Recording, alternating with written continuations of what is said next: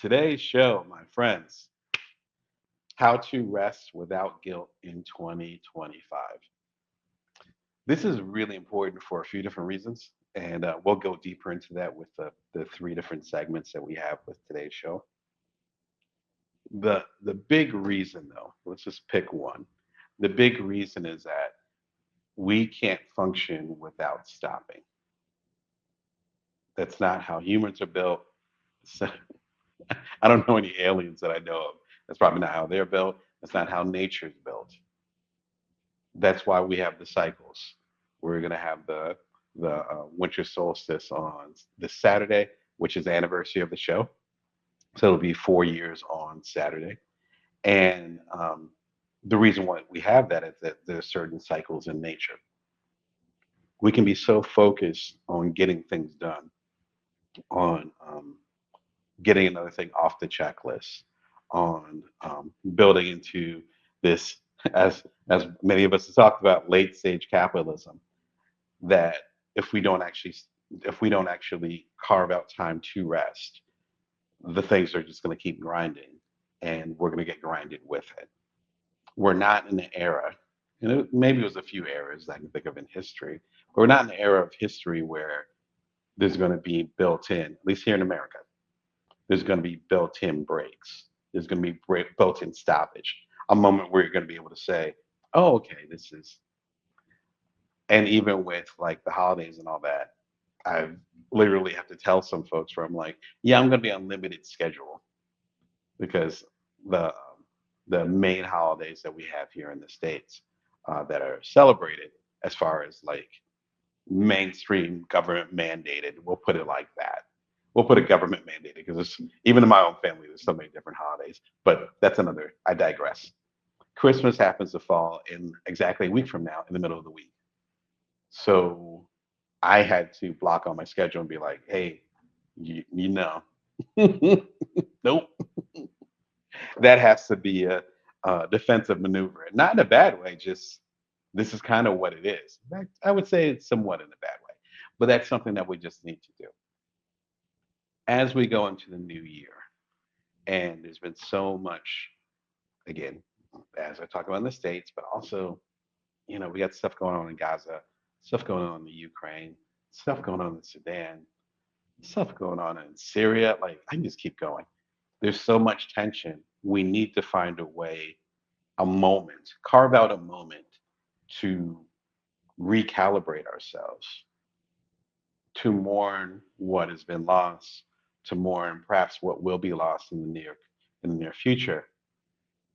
And to do that, we need to heal some of the stuff and again literally mourn, physically mourn the stuff that did not work out the way that we would like it from a humanity standpoint, from a personal standpoint, but also to fortify ourselves and ground ourselves for whatever might be coming next. Not in a foreboding state of mind, but more like what are ways we can fortify ourselves right now so that we can appreciate the highs next year and also be able to survive the lows for ourselves and the people that we care about. Rest is part of that. It's really simple.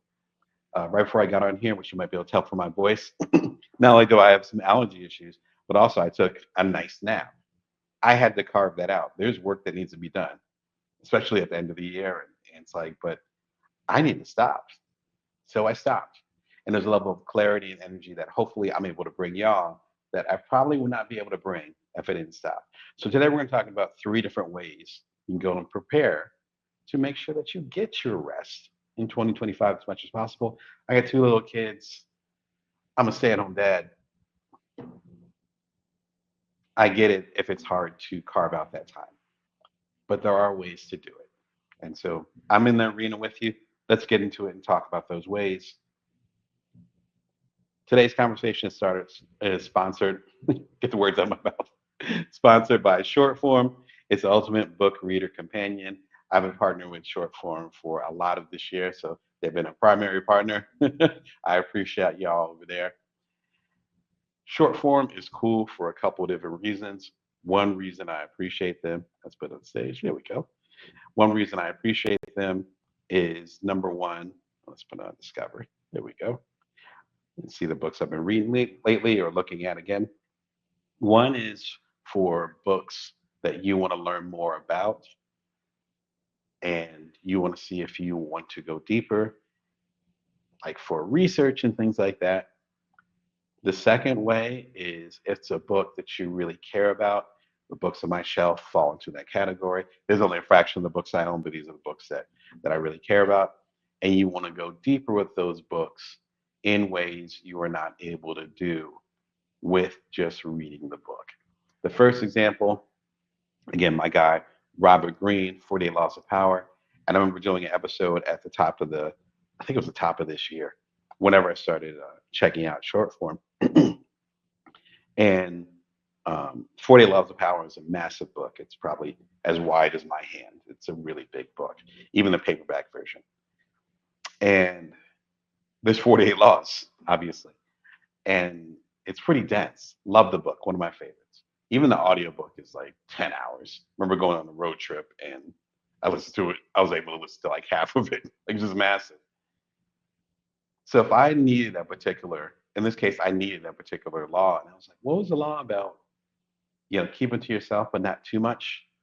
And then within seconds, I was like, oh, don't isolate yourself. That's the law. And then what it did is it broke down the law, which is usually the laws are about 30 words, as you can tell. The principles, breaking down those principles, because Robert Greene, shout to wherever you are. I hope you're doing well. He's a master storyteller. So he's telling me stories from all throughout time, back to again, back to the Greek and Roman mythology. That seems to be the theme on my mind. Talking about and then even talking about Plato and stuff, all the way to you know P.T. Barnum a century and a half ago, to as recently I think you might have mentioned Steve Jobs in the book, like all these different examples about using this power. And then here we're talking about Louis the 14th, the famous king with the Palace of Versailles. So breaking it down. And so when I did the episode, which I have to dig up the episode, but when I did the episode for y'all, where I was talking about this particular law of power, then I had it right here versus having to dig through the book.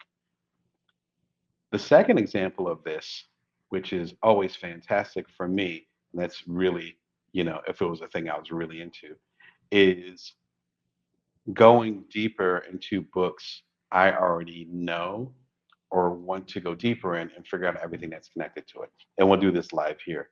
So let's say Elizabeth Gilbert, who has a fantastic TED Talk. And here we have Big Magic, Eat, Pray, Love. But then we also have books that are related to her fantastic book. My personal favorite is Big Magic. But then there's The Creative Act, which I have on my shelf right behind my big head by Rick Rubin. That just came out, I want to say like a year ago, March before last. Big Magic came out, I don't know, a decade ago, a long time ago. I think my kids were just born when it came out, and they were like 11 and 8. So, I remember seeing her speak at TED. So then there's the new stuff over here. Then it's the artist way, which if you guys are old school like me, it's Julia Cameron. I think I got it from a used bookstore ages ago.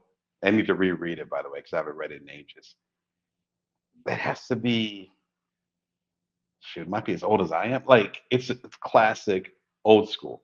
So you have those, but then you have conversations, podcasts. Elizabeth Gilbert on what's his name, Lewis Howe, as well as classic with the Tim Ferriss show, which I probably listened to back in the day. And so you have podcasts. I get the word out of my mouth. Podcasts related to it, and then you also have articles related to it. So you might have uh, um, Wall Street Journal article or HBR, um, a Harvard Business Review article that's available on it. They're all linked up in here. It's a fantastic resource. So if you're researching certain books and you're curious about it, you can learn more about the book here, purchase it directly in the app if you want to go ahead and buy it. Or if it's a book that you're already familiar with, like, I know Big Magic pretty intimately. I listen to it, except the audiobook. I listen to it like probably every other year. I'm actually past due to listen to it now. And then it's like, oh, Well, there's all these other podcasts and all these other articles that are related to big magic, so I can go deeper into that.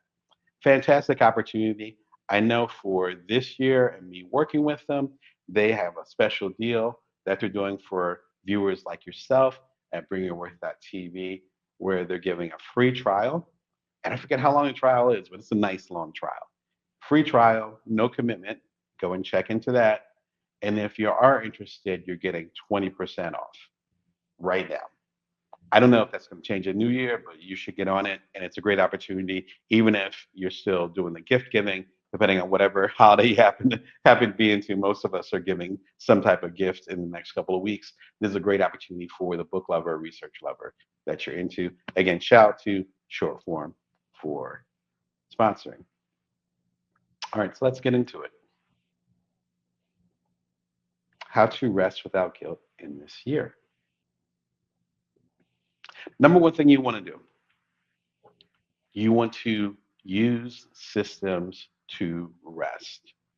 You want to use systems for rest. Many times we talk about the systems that force us to keep going, whether it's late stage capitalism, whether it's inflation, whether it's um, the expectation of others to keep going. If your boss, if your boss's boss isn't taking a break, that means your boss isn't going to be able to take a break. If your boss isn't going to be taking a break, you sure as hell will have a hard time taking a break. So it kind of trickled down from there. What we often don't see, though, is that we can do the reverse and use that system to our advantage. A good, a good example is right now. Both Christmas and New Year's fall in the middle of the week here in the United States. Literally fall on Wednesday, right in the middle. I'm I'm hanging out with you on Wednesday the 18th, exactly a week from now. Christmas, exactly a week after that, New Year's Day. I'm sorry, it's not New Year's, it's New Year's Day. What we can do then is actually, particularly if you're independent, to use that time to recalibrate. This might sound obvious, but it's important to state this. You have these times off for a reason.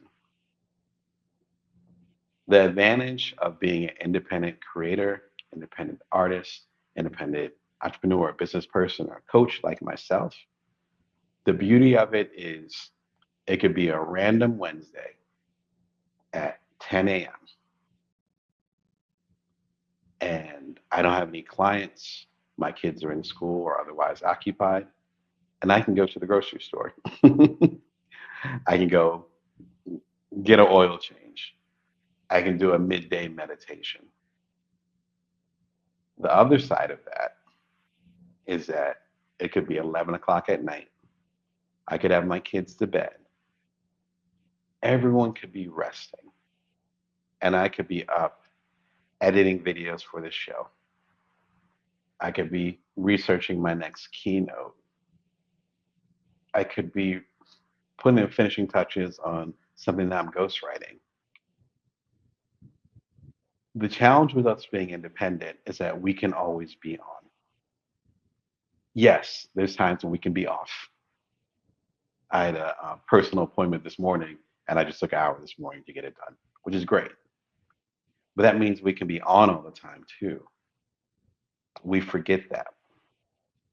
It's almost like a Workaholics Anonymous. Uh, I've been formally created with the fellow freelancers and independents over the years that I've become friends with.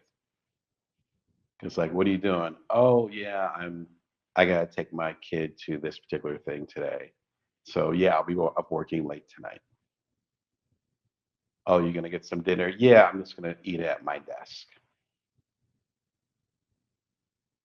You know, it's not too much different than the cubicle culture in that we often joke about now.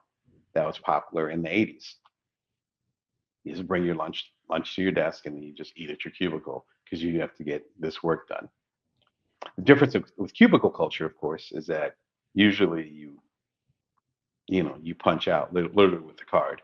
You punch out at 5, you punch out at 6. There were no major there was no major internet access, only a dial-up. There was no hybrid work. There was no, oh, you know what? It's the end of the day. I'll just work on it tonight because I need to go and eat dinner with my family and I'll just stay up tonight. That wasn't as much of an option because we didn't have the connectivity that we have. So what I'm saying is that we, at this point, in general, as a whole, as a society, have to decide to unplug. It's even more crucial for people like us who actually can keep working. I had a particular crunch about a month and a half ago, where I did an all nighter, which I have not done an all nighter in a very long time on purpose. But there were 4 or 5 different client things happening at the same time. And I felt better that I got it done. I was not planning on doing an all nighter, but I pretty much did one. I think I I fell asleep around 4 in the morning, maybe 5, and slept for a couple hours, and then kept the day going with my kids. That's you could do that all the time when you're independent. If you're new to independent work, which again I was bigging up the uh, Institute for Independent Journalism having their conference. Again, the link is below. If you're getting new to that kind of work, the kind of work that I'm talking about, where you're doing a startup and you're in Silicon Valley, you're outside of Silicon Valley at this point. You're doing your first startup. You're starting your business and it's just starting to take off, and so you're starting to get a lot of work, and you got bills to pay. If you're a new parent or you have someone who's newly dependent on you, shout out to y'all that are such as Kim Moy. Shout out to you. I sent you a message earlier with the caregiver wisdom. You can check her out over on LinkedIn. She has a newsletter um, where you're actually supporting someone else who's going through their challenges, and suddenly your time is crunched up. That's kind of that period of time when you're going through those shifts where you really need to build these habits to have this rest for yourself. There's no one, and I've said this for years, I've said this in my books. Again, if you buy the Complete Bring Your Worth collection, I talk about it. There's no one that's going to pull me aside and say, hey, Damon, have you eaten dinner? Hey, you know what? You worked really hard today. Why don't your work, it seems like it's slipping a little bit. Why don't you go ahead and why don't you take the rest of the day? Like no one's going to do that. It's not meant as a pity party because I love I love my career, and hopefully you love your career, starting to love your career yourself. My point is that we have a level of independence here, and that cuts both ways. I say this because with the holidays, it's possible to work right on through, even though the banks are closed and your friends and colleagues who have more traditional jobs might literally not be able to work. Some of them will still have to work, but most of them will not have to work. We have the option because our work is right here. Our work is on our computer. Our work is on our phone. Our work is on, in the artist shed that we have set up. We could be working the whole time. We could be trying to get ahead on things for the new year. I implore you to take that break. So use that systemic part to your advantage. Chances are your clients, remember, are not going to be calling you. If they are calling you, you can go ahead and let them know that. Be like, no, I'm not doing that. So you can automate how you communicate with folks when you're taking a break, whether it's in the system or outside of the system. So setting up those cues. A really simple way to do that is to treat it almost like you're going on vacation, where you can put your phone into vacation mode if you can be that hardcore as far as putting it into airplane mode. You could also turn your notifications off. You can let people know ahead of time, which I've already done. If you work with me, you've already gotten a message where it's like, I was like, oh, because there's literally a new client that that I might be working with over the next, in the upcoming days. And they just came in like yesterday. And I let them know, I'm like, hey, I'd love to chat with you If we can chat in the next couple of days, that'd be great. Otherwise, Happy New Year to you. You know what I mean? But setting those boundaries without guilt and without shame. And truth be told, I talk about this in my today's newsletter at joindamon.me. Truth to be told, when we do that, we have the opportunity to actually empower and give strength to other people and allow them to do that thing without shame as well. If you're going to get into the systems, then you need some good systems. Let's talk about them. One of my favorites is called Calendly. You've probably heard me talk about it before. Calendly allows you to let this online calendar know, and it can sync with your calendar in your phone as well. Let them know when you're available. I so essentially allows you to, I never thought about it like this, but lets you to set up office hours. In today's world, where it's in a world, but in today's world with hybrid and remote work and all that, that gets super messy. If you work with Slack at all, there's opportunities to say, in Slack, you can go ahead and say, I'm off hours, or, turn off the switch, I'm not available, so you don't get notifications. Excuse me. This is like a real world application um, of that simple thing. Excuse me.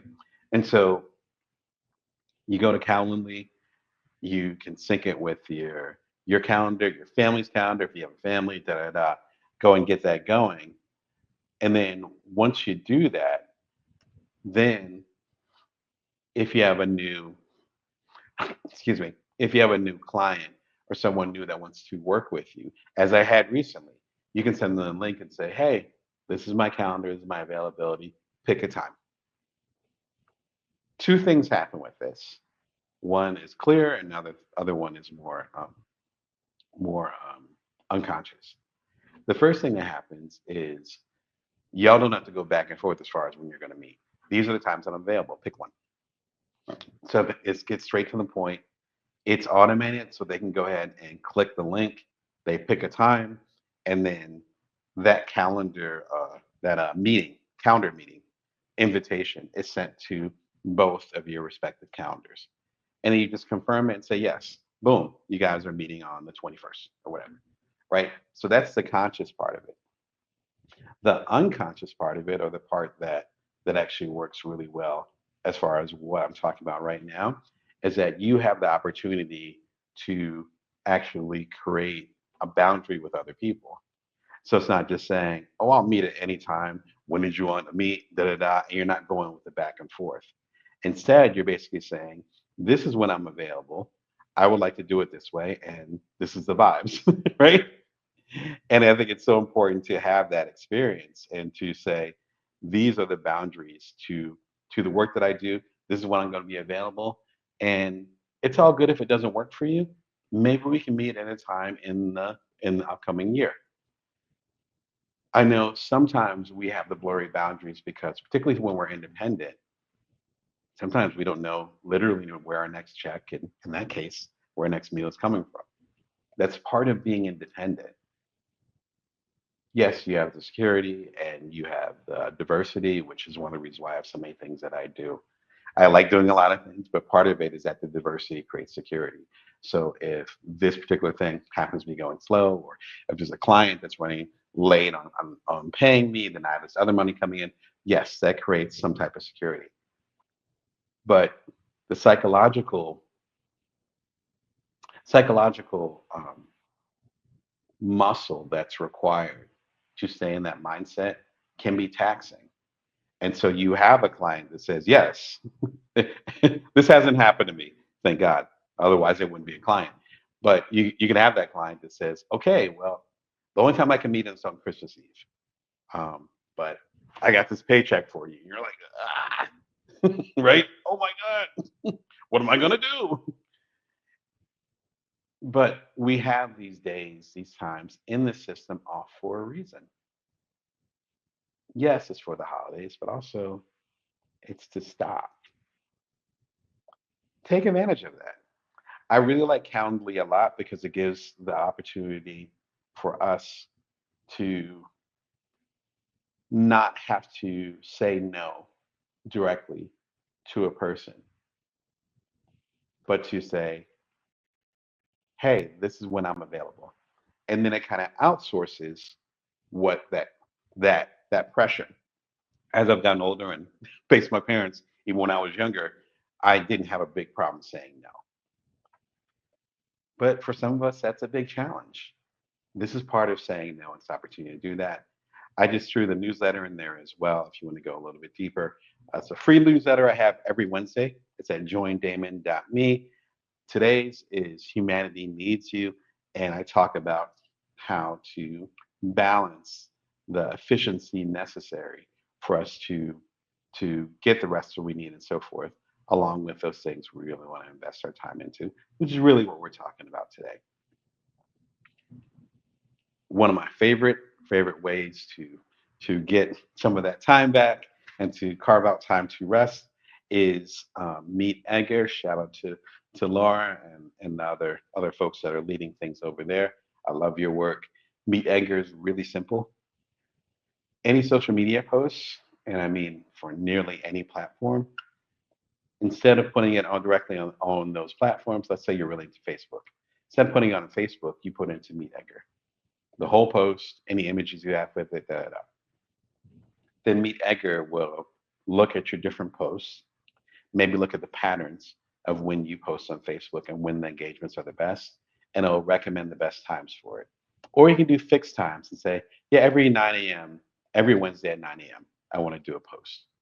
You can randomize the posts, or you can say this specific post. You can have the post expire at a certain point. For instance, I was talking about the Independent Institute for Independent Journalists.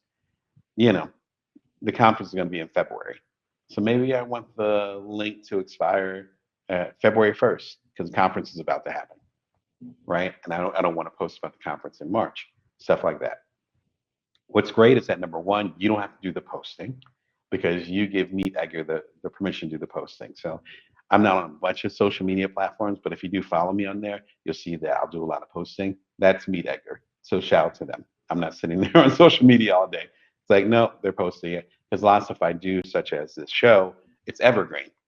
So if you watch an episode from Bring It Worth from 2 years ago, we might be talking about slightly different things as far as with, we might not be talking about what's happening in Syria because the recent development happened literally over the past week. But all the other stuff, it's evergreen. So if you're doing evergreen content, evergreen videos in my case, evergreen articles in my case, etc., then this is a great opportunity to do that. What I love about it is that it'll actually randomize things as well. So there could be a video from 2021, around the time that the show started, that fits what you need right now. And you might see it on social media, but it might be episode 25, and we're episode 401 today. And I might have forgotten about the episode because I've already done 375 episodes. But then Meet Edgar will show up a post and say, hey, da da da. And you might be like, oh, what's this? And you click on it and it's new to you, as we used to say in the newspaper business. It's like it might not be new, but it's new to you. Our main goal is to have it new to you. And of course, the beautiful part is that you don't have to spend your whole day on social media. Meet Edgar is going to be working all through the holidays. Shout out to Meet Edgar. It's going to be working all through the holidays. I don't need to do it. Thank you very much. Actually, I have an affiliate link here, so I think you'll get some type of discount if you do it through this link. So if you're going to do it, do it through this link. Check it out and see what's happening. My another recommendation I have is Dropbox. Shout out to Drew Houston. Um, it if you're not familiar with it, it basically backs up all your material. There's a couple major books that I've done in my career where I was working on the manuscript and it was equivalent of a dog ate my homework and that manuscript was gone. And I might have been able to recover some old version or whatever, but those words disappeared. Dropbox is cool because it'll actually, we call it syncing nowadays. It will sync across different computers, which were not available. That's how far back it was when this sync happened. We just had one copy of a file. And if you're wise enough, you duplicate it at the end of the day, just have a duplicate somewhere on some, wasn't even flash drives or whatever was happening hot at the time. This allows you to sync with that I recommend this because you can rest if you have Dropbox backing up your stuff. If you're collaborating with other people, then they can have access to parts of the Dropbox. And so you're not the only one working on it. That means when you're taking a break, when you're resting, and one of your colleagues or whomever you're working with needs a copy of stuff, they can get it. It doesn't have to be, you don't have to be the bottleneck with it. That means when you're on vacation or you're resting, or even if you're meditating in the corner, which I've done all three recently, you have an opportunity to do that. It's super affordable considering how powerful it is, and it's definitely saved my behind quite a few times. And the homie, I think I have the book here. I do. I read the book so often, it's all over the place. I've read it. I've read it to my kids as bedtime stories. I'm not kidding. They fall asleep to this book. It makes me proud as a parent. I'm like, yes, this is what you need to fall asleep to. Forget the lullabies. Rest is Resistance by Dr. Trisha Hersey. Fantastic, fantastic book. I didn't get into this book until this year. It's been out for a few years. It's probably my favorite book of the year. Next to, there's another book about self-compassion. That's literally the name of the book. And I think it's by Dr. Litt. It's over here. Maybe I'll do an episode at the beginning of the year talking about my favorite books of the past year. So good. You see, it's dog-eared to hell. Ridiculously, ridiculously good. Her argument, if I can sum it up, hopefully gracefully, is this: our ability to actually be our best selves is tied into our ability to actually rest. Unfortunately, we've been conditioned and trained to believe that we're more like robots, that we're cogs in a machine, and that is our purpose. The secret is, which is why I keep talking about this book, is that if we actually allowed ourselves to rest, number one, we'd see how many jacked up things are happening within our system. Because when you're exhausted, you're compliant. So that's one. The second thing is that we had the opportunity to make our world more equitable because the folks in power want us to be exhausted for a reason, number one. And so just our ability to have assembly, to think clearly, to think strategically, to try to get not just hustle for another day, but to think long term. That is intimately connected to our ability to rest. And as she talks about, it's not you going on a vacation for a month. It doesn't have to be a sabbatical. It could be taking a nap. It could be resting your eyes. It could be doing a sun bath or a sound bath or a nature bath. There's so many different baths nowadays. We're just walking under some trees. If you live in Gotham City, shout out to my folks over on the East Coast of New York, go to Central Park and just sit there. That is rest. We are not meant to do all the time. I can't recommend this book more. Heavy concepts in there. Some of the stuff even goes back to, whew, I was a little bit of heavy stuff. It's not as simple as you feeling like you can't stop. That's actually by design. Shout out to Dr. Hersey. Love your book. I believe she has a new book that came out too. I have not read it yet because obviously I'm still passionately in love with this one. I'll probably read this one a second time while I'm resting over the next couple of weeks. You're watching Bring Your Worth to TV, whatever it's called. You're watching Bring Your Worth TV. My name is Damon Brown. I'm entrepreneurial coach to side hustlers, solopreneurs, otherwise non-traditional entrepreneurs like yourself. Bring Your Worth TV most Wednesdays, but if you're going to catch me live, it's going to be on a Wednesday at 1:11 p.m. Pacific Standard Time, Vegas time. You subscribe for free. Shout out to y'all on Twitch. Feel free to subscribe and follow me on there. And my newest book is the complete Bring Your Worth collection, available wherever fine books are sold. You can also listen to the audiobook right now here at bringyourworth.tv and check it out. And of course, there's a new channel on Twitch. So for y'all, what are good ways that you can use the current systems you're in to rest? We talk about there being oppressive systems and us having to grind it out and all that. In what ways are you able to flip the script? And when you actually do have a break, like the holidays coming up, are you taking that break? What provisions can you make to actually take that break? I didn't mean the rhyme, but here we are. Feel free to jump in the comments on Twitch, LinkedIn, or any of the platforms. I appreciate y'all. I'm in a silly mood. Must be that holiday spirit. Must be the eggnog. All right.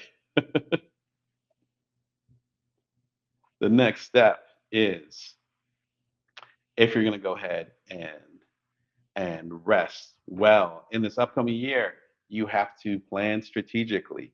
You can't just throw it together. Throwing it together isn't going to make it. Here's the thing. No one's going to tell you to take a break. I'm telling you to take a break, but I'm probably a rarity. If you're an independent worker like myself, if you're doing stuff in a hybrid capacity or working from home remotely, if you're a parent or you have someone that's dependent on you, they might care the heck out of you, but rarely are they going to tell you that you need to stop, unless you're showing some serious signs that might be affecting their lives. I love my kids to death, but rarely are they like, "Hey, Dad, you should go take a nap." They're not going to do that because they got their own stuff and they're dependent on me. So things need to keep going in some fashion. That means that I and I alone am responsible for this. Taking care of my family, taking care of my home, taking care of my businesses. I have a few businesses. If that's the case, then if I'm going to rest, I need to have some type of strategy. I can't just think that rest is going to magically happen. It's not. That's what I'm here to tell you. Rest will not magically happen, particularly if you're an adult and you're adulting. It's not going to magically happen. What will keep happening are bills, right? Death and taxes. Shout out to Marvin Gaye. They will keep going. So it's up to you, up to you to plan in a way so that you can take the rest that you need. That gets into strategy. You need to have a strategy. Luckily, as we're talking right now, and if you're watching the replay, it might still apply. We're at the beginning of a new year. You can start fresh. That means you got January to March, et cetera, et cetera. You got all these quarters ahead of you. Number one, start planning your quarters now. Financially and otherwise, I already have my first quarter planned for next year. That helps. That's like okay, if things get busy, if things get slow, if the world goes upside down, all right, well, I got these contracts signed, I have these finances going on. Okay, I'm good for well into the new year. That's that's relief, but that's also strategic. I set up these projects, these things, other things, so that I would be in good shape going for 2025. In this case, if you're watching in the future, apply whatever year it applies to for you. That allows me to rest. If I did not think that 2025 was beginning from a secure footing, how am I going to take a nap? How am I going to be at Christmas Eve dinner and then not thinking about how am I going to get through this year? Like, that's not, even as far as me, if you just joined the program, I'm on Twitch now. So it's twitch.tv/Brown Damon.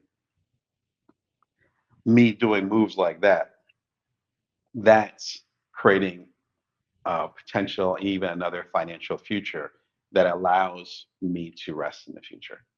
But it only requires me getting connected to a new platform, not me starting something from scratch. That is a strategic move. You see some of my episodes on Spotify right now as of last month. That's a strategic move. Even though I'm just creating these episodes, obviously one at a time, but they're on multiple platforms. I've become more agnostic, not just having it on one or two platforms. My point is this: if you're going into 2025, and you do not have a business plan as well as a plan for a break, then you can't assume that either one of those things are going to succeed. I'm assuming you're going in 2025 with some type of business plan, particularly if you're independent, an idea of what clients you're going to work with or what projects you're going to launch. This would be the time to kind of think about it strategically. You don't need to work per se during this holiday season, the last couple weeks of the year, but you need to have some type of strategy. That will be time well spent, not just working. That might be time well spent depending on your situation and where you're at, but actually spending time with strategy. I was thinking about actually working a little bit in the next couple of weeks, and there is a couple of things I need to get done that are relatively small or less high stakes. Fine, I spent an hour doing that, not a big deal. But I'm like, what I really need to do is come up with a strategy. That's when I started looking into Twitch and talking to some of my mentors in the podcast that's video space. You know who you are. I appreciate you. And being like, oh, this is a good strategy. But that simple thing, as far as I should get involved with Twitch right now, this feels like a good time to do so. That required me slowing down and not saying I just need to do more work. That's strategic. Therefore, that's going to perhaps give me more financial freedom, which will allow me to rest more in the upcoming year. Do you see how that works? You have to have some type of strategy. So your business strategy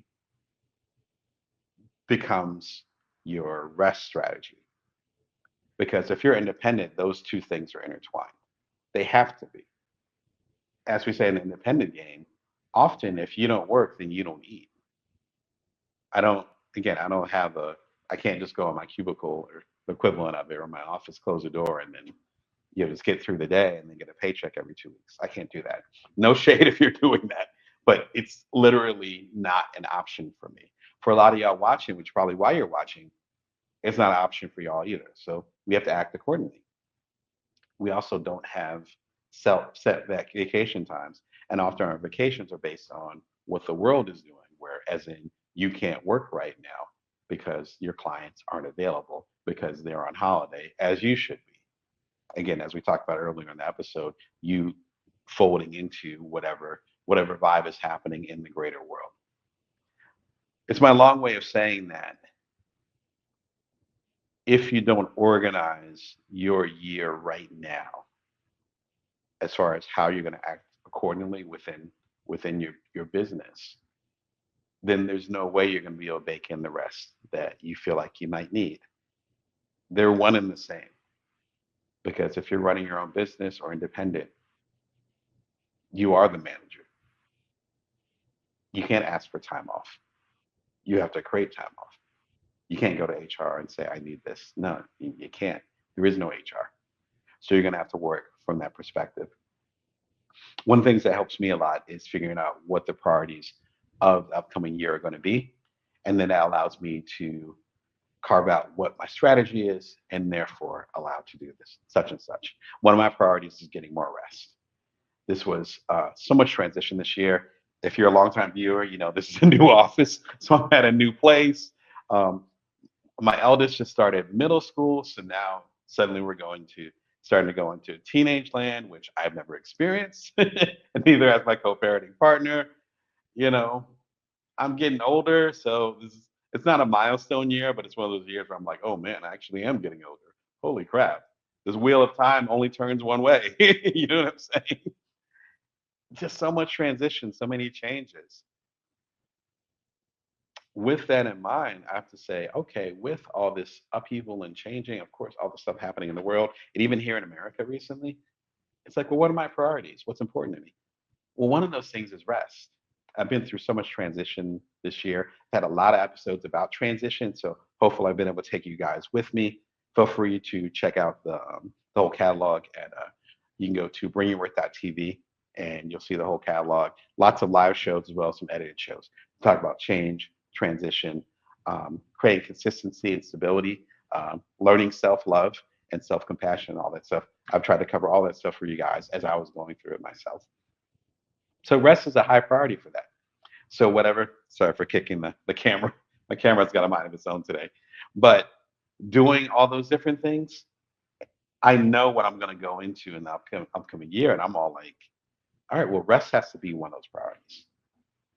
Another priority is reaching out at other places, which also will enable me to rest, as well as bringing even more financial stability, as well as supporting the sponsors. Shout out to Short Form for sponsoring this episode, allowing my sponsors to connect with more people too. Like all that stuff is connected.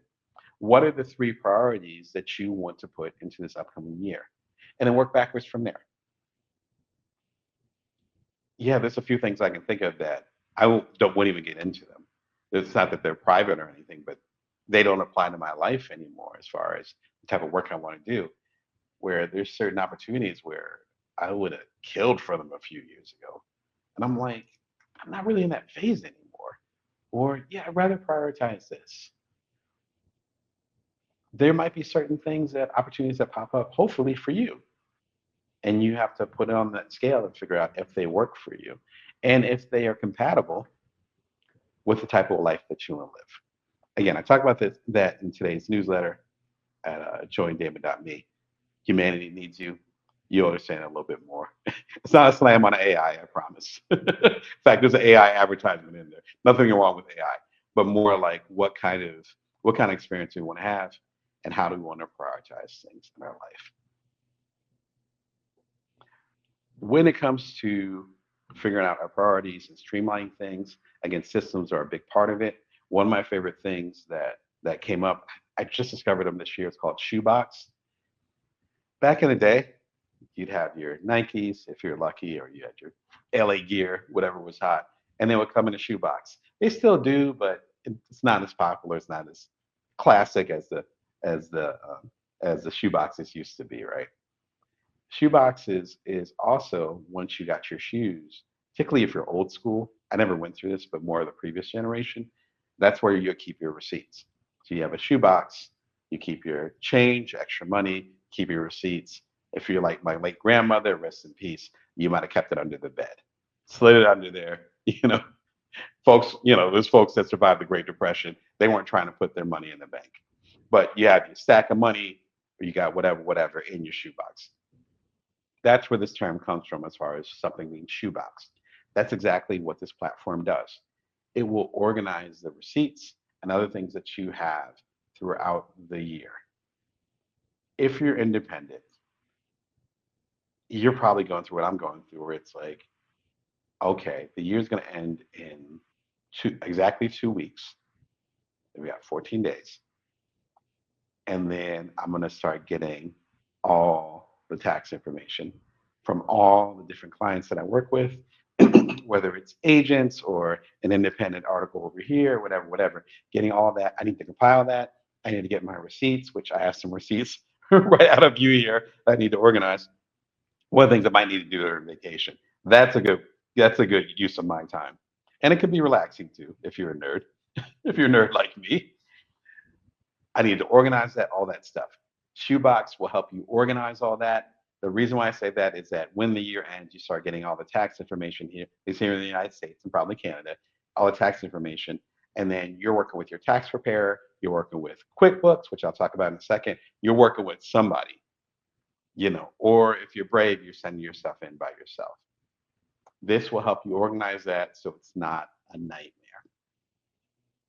And yeah, let's cut straight to the chase. QuickBooks, if you are a subscriber of the newsletter at joindamon.me, again, it's free. I'm a fan of QuickBooks way back to when I was a very, very broke freelancer. I don't think I could afford to do the H&R Block or whatever was hot at the time. And yes, I could just do my stuff on my own. I'm a DIY person myself. As you can tell, I got my own TV show, so doing my own taxes wasn't ever a big deal. QuickBooks is a great guide from that. Number one, you can actually put in your taxes through it, which was very relatively novel at the time when I used it back in the day, but now it's even more streamlined. They actually have certified tax agents that can help you with that. It's also a way where it can connect to your bank accounts, and then it becomes almost like your profit and loss sheet. So I looked forward to looking at my QuickBooks and then figuring out if I made a profit that year or not, which sometimes it was not a profitable year to my shop. but having everything organized. And finally, they have a new system. We're actually using AI to recommend where you can cut back on things and things like that, almost like having your own personal financial assistant. Be sure to check them out and see what's happening over there. I think they have a sale still going on. Again, if you're a subscriber at joindamon.me, you might have caught their Black Friday sale. I think they still have a sale that's happening through the end of the year, so be sure to check them out. And one of my favorite books on systems and figuring out what your priorities are and to be strategic. It's the book Upstream by Dan Heath. I love this book. Upstream basically means that the best systems fix things before they can break. And so you might have interacted with people that, or organizations that seem like they can handle any problem because a problem comes up and they they get it together, they fight a crisis, they'll get it, they'll get it done and they'll marshal and you'll be like, wow, that's an amazing organization. Or wow, that's an amazing leader. Dan's actually making the opposite argument, which I agree with, is that the amazing leaders and the amazing organizations and the amazing people, if we want to get individual, they already have a strategy in place so that it doesn't become a crisis. But they're the ones that usually don't get the credit for it. They're not admired, right? We admire the folks that run into the building that's on fire. We admire the folks that get some curveball that could have happened, but they didn't think it was going to happen, and they're able to rise to the top, rise strong, as Brene Brown would say. But the real genius is when people have and organizations have very little trouble at all. But that's because they planned in such a way so that they wouldn't have to be in a crisis in the first place. That's what upstream means. If you think about it like a river, downstream means it's here, you got to deal with it. Upstream means let's fix it up there so that it's not even an issue and it never gets downstream. Best way I can to succinctly say it, I have a couple episodes about the book Upstream. You can just do a search at bringyourworth.tv. I've talked about it in quite a few live episodes. Just get the book. I think it's also available on short form, so be sure and check it out there. So those are ways that you can plan strategically for your upcoming year. What do you plan on doing in this upcoming year to strategically plan for, number one, to hit your business goals, but number two, to hit your personal and rest goals? What are you guys doing? Feel free to jump in the comments. Let me know what's happening. I'd love to hear it and how I might be able to help. I'm entrepreneurial coach Damon Brown. I'm here to help you as a side hustler, solopreneur, otherwise a non-traditional entrepreneur. You're watching Bring Your Worth TV Wednesdays at 1:11 p.m. Pacific Standard Time, Vegas time. You can subscribe for free and get the complete Bring Your Worth collection wherever fine books are sold, or you listen to the audiobook right now after we're done talking at the link right there. And again, I'd love to hear you guys' take on how you're planning strategically for the upcoming year. I know I'll be spending some of the time during vacation doing the very thing of that. Create reverse accountability. That's one way you can actually build in rest in the upcoming year. What do you mean by reverse accountability? We often talk about accountability as far as saying, oh, this work needs to get done. You didn't get it done, or you need to get this done.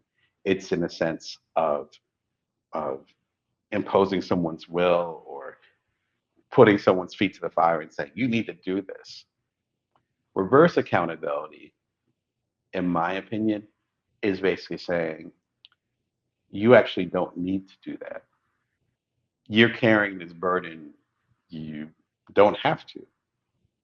Why are you working till 9 p.m.? The client's not even in the office. They need it first thing in the morning.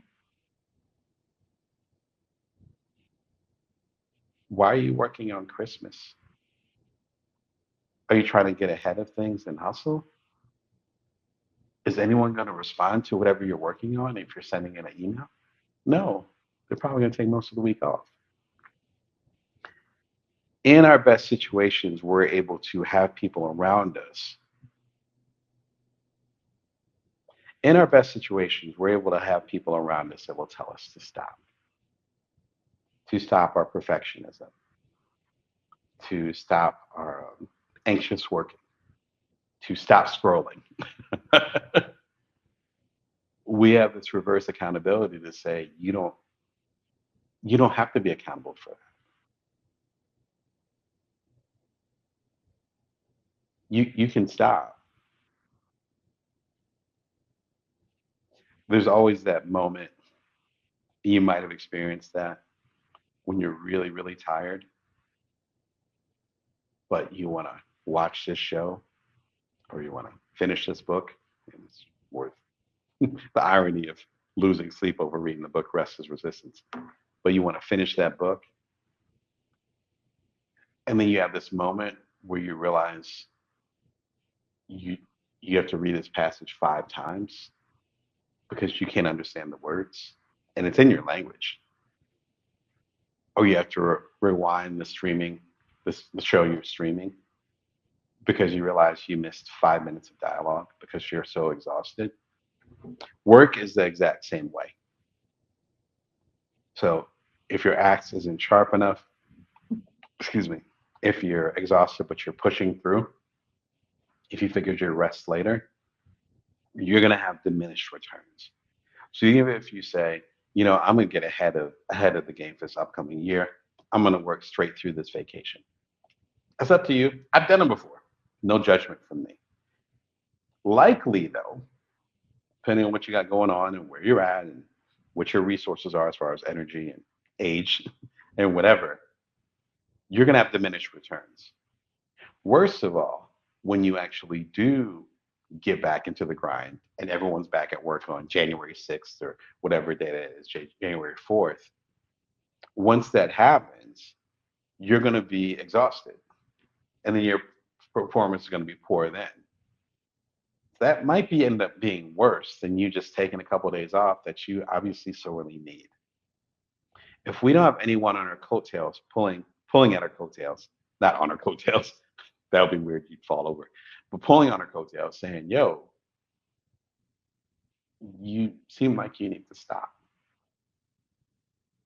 Then we're just kind of on our own. Again, as I was talking about with the independent Institute for Independent Journalists, again, the link is below for the conference. As I was talking about with my own work, if you're doing stuff on your own, then it's even twice as important to have that level of reverse accountability. Someone's going to say, "Hey, Damon, you've done enough. Hey, yo, you when are you going to take a break? Hey, I know you want to get this book done, this manuscript done. I know you want to finish editing this video. I know you want to do this for this client so you'll be ready in the upcoming year. But can you just take the afternoon off?" That's the type of pushback that we need, particularly when we're independent, because you know, as as much as we go independent and don't have the best view of having a boss, right? That's one of the reasons why we go independent. They're not all bad. And a good boss will pull you aside and be like, "Hey, Johnson, go home for the day. I know you've been through a lot. Just go home. I'll have someone else pick it up, or we'll just do it in the morning. It'll be fine. Just take the afternoon." We we don't have anybody like that. Yeah. I don't mean to make it sound sad. You know, we have families, we have people that would care about us. But as far as our work, we're in this arena alone. That's what the independent part means. That's what makes it different. So for independent, it's not just we have to be self motivated and we can do whatever the hell we want.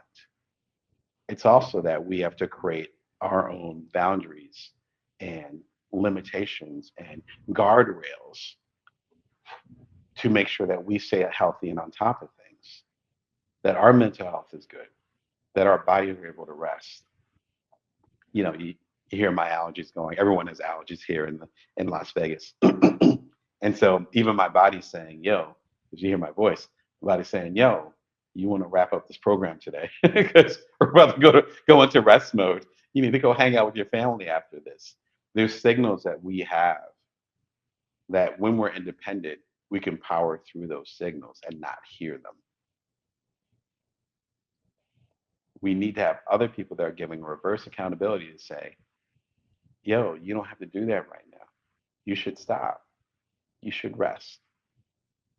Hopefully, you're building up people or already have people around you who care about you enough to be like, particularly other independents. We got to take care of each other. That's such a key part of it. Did an episode way back when, episode 100. You're watching and hanging out with episode 401 right now. So a long time ago, I want to say it was early 2021, maybe summer 2021. Anyway, discover the secret to achieving success with a personal board.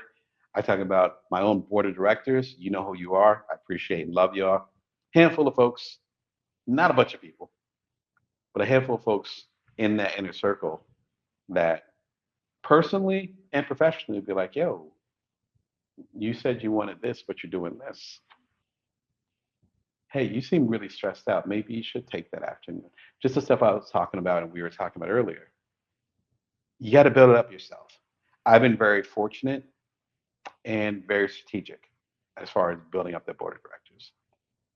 There's some people that did not stay in that board seat, and there's some new people that come in. It's not a static thing. And sometimes you have a board of directors, someone on the board who fit one era of your life, and then later on you're like, oh, we don't really understand each other that well. When I started doing the show again 4 years ago, it's like I didn't know what I was doing. I never had a show before. I've been on other people's shows, I've hosted shows and done stuff behind the scenes and stuff, but I was like, I don't know. So then there were people on my board of directors who actually had done shows. And then we talk about burnout, because it's a real thing with the videos, talking about burnout, getting the right microphone, stuff like that, but also talking about how to balance this new venture. And thankfully I had them, because here I am 4 years later and still loving the process. Without them, it would have been a harder process. Anyway, this video right here from a few years ago talks about how to develop your own board of directors. If you're not sure where to start, one cool thing that I got into, particularly when the pandemic hit pretty hard a couple of years ago, was Lunch Club. Shout out to Lunch Club. Free service where you'll talk about your interests, and then usually on Monday morning, they'll send an email and say, hey, you want to meet somebody new this week? And if you're like, yeah, sure. It's like, okay, what times are available? Kind of like Calendly. What times are available? Oh, I can meet somebody on Wednesday morning. All right, bet. And then it'll go away and be like, okay, you're meeting Jonathan on Wednesday morning at 10 p.m. It's like, oh, okay. And again, you put in your interests, your dislikes, all that stuff, and they pair you with someone who might be a good friend or a good colleague.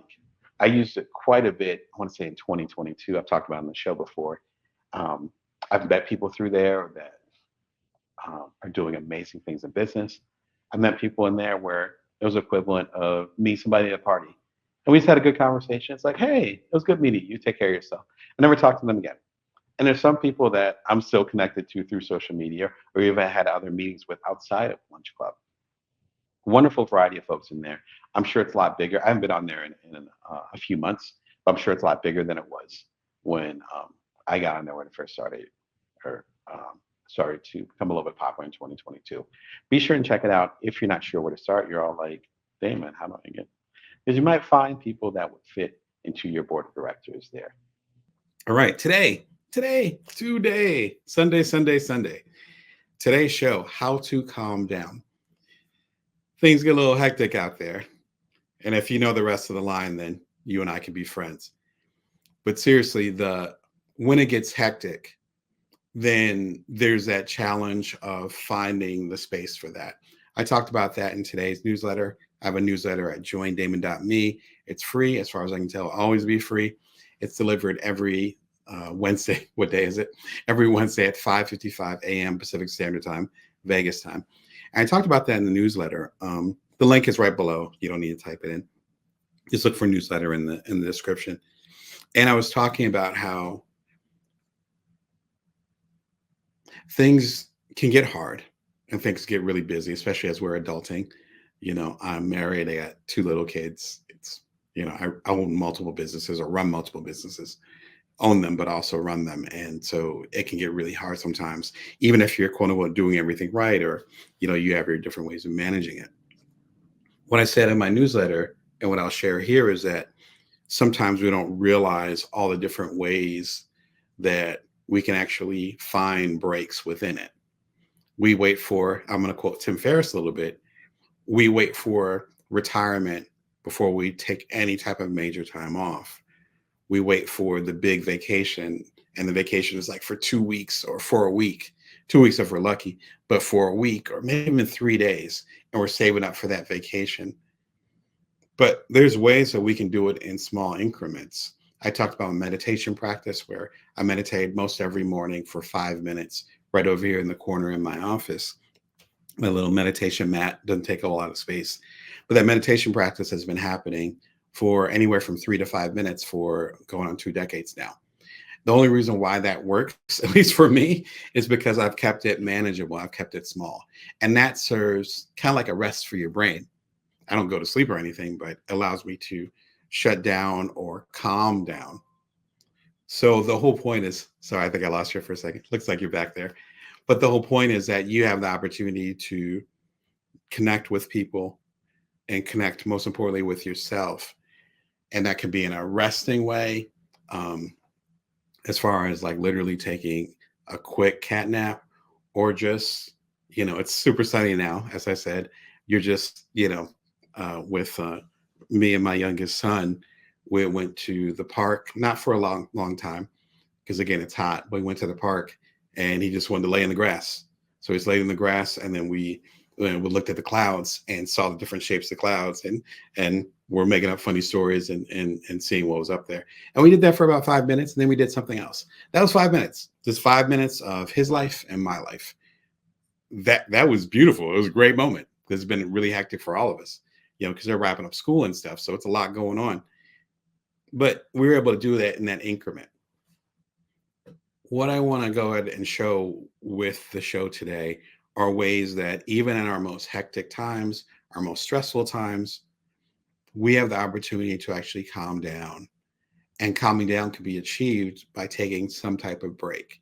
And when we think of break, particularly here in America, we tend to think of, you know, 4 days in the Bahamas, or, oh, I'm going to go wait till this holiday and that holiday. And it's like, no, you can actually find ways to take those breaks. And it's a matter of you not waiting till your energy is to zero or your stress levels to 100, but actually finding incremental ways to do it. Kind of like not waiting for your phone battery to get to 1%, which just talking about that stresses me out. Speaking of stress, and then go in and say, oh, maybe I should plug it in now. No, actually, you can plug in a little bit earlier, right? So it's a matter of managing that. That's what we're going to talk about today. I have some really good book recommendations, including some from folks that I know. Also have some good video recommendations, some from folks that I don't know. So it's not just recommendations from the Bring Your Worth catalog, again, almost 400 episodes, but also from other catalogs. So I really want to give y'all as much game and insight as possible. So let's stop messing around. Number one question, Damon, why can't I slow down? Why can't I slow down? I just keep moving. I keep going. I don't feel good when I stop. Why can't I slow down? And I've been a business coach for several years now, coach hundreds of folks. And so we talk a lot about that because a lot of people that I coach are ambitious. I'm ambitious as well. And ambition can be a double-edged sword because on one hand, it allows you to do these big, often grandiose things that are beyond what other people have done, which is fantastic. The challenging part of that is if you don't know where that ambition is coming from or why you're driven that much, then it can get murky because what if you're not able to achieve?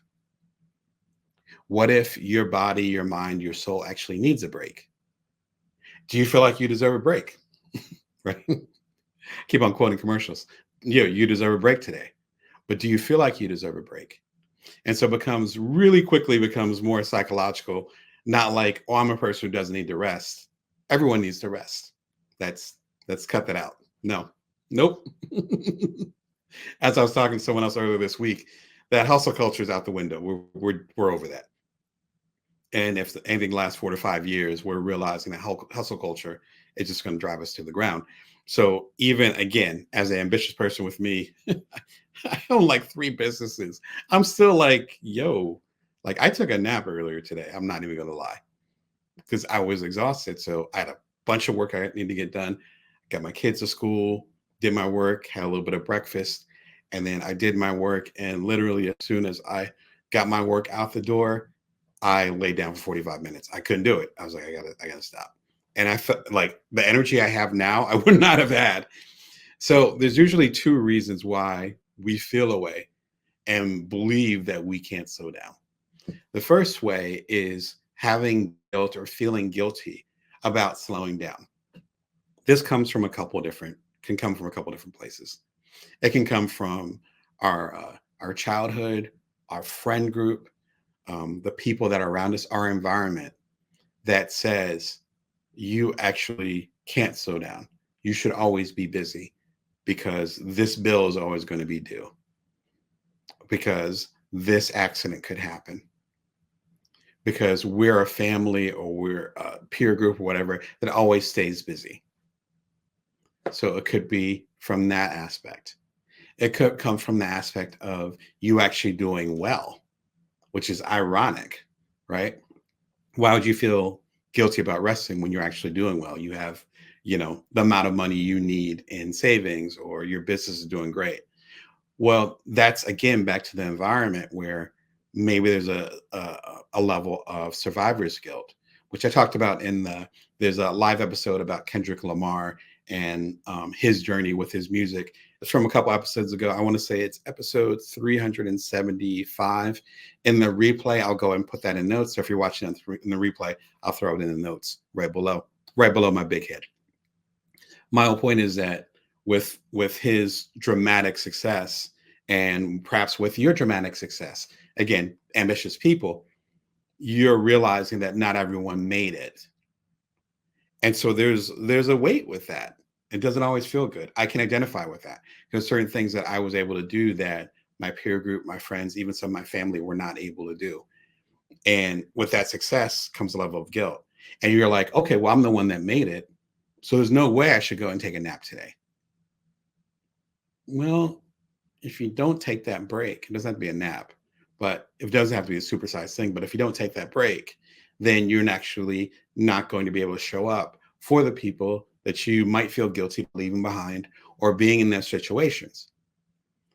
So it gets really complicated. But the first big reason that you might not feel like you can slow down is by guilt. And that's usually based, I found in my research and in my work as a coach, based on our environment. The tricky part is that environment could be right now, like your peer group, people you're around. That environment could have been when you were a kid. A whole nother layer of it, that environment might have been based on what your parents or your guardians went through. My parents hustled a lot to get to where they are today and to have a good environment for me as much as they could. So if I'm slowing down, but I get my ethics or my values, or I just get certain lessons from my parents, they might not have been in a position to slow down.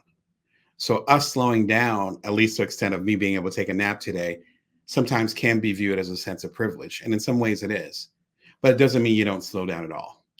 And guilt isn't going to automatically make them get their rest and absolve your family or your environment for whatever they're going through. And frankly, that's not going to help you at all because you won't be able to support anybody, not everybody, but anybody, if you're over there not doing your thing and not getting the rest that you need. The second, more insidious way of why we sometimes feel like we can't slow down is that we're actually trying to outrun something.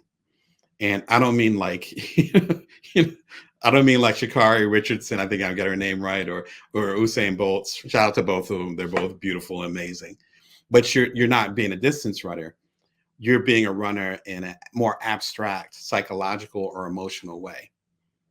There might have been something traumatic that happened. It might have been something challenging that happened. It might have been a heartbreak or something that you're like, I'm not going to, no, I'm not going to deal with that.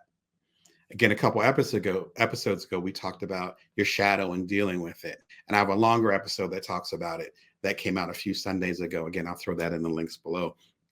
But if we're not dealing with our shadow, if we're not dealing with the stuff that we're have usually feelings, big feelings, and we don't want to deal with it, one of the best or easiest exits, the most common exits, I should say, to not deal with it is to overwork ourselves, because then it forces us to put our focus on something else.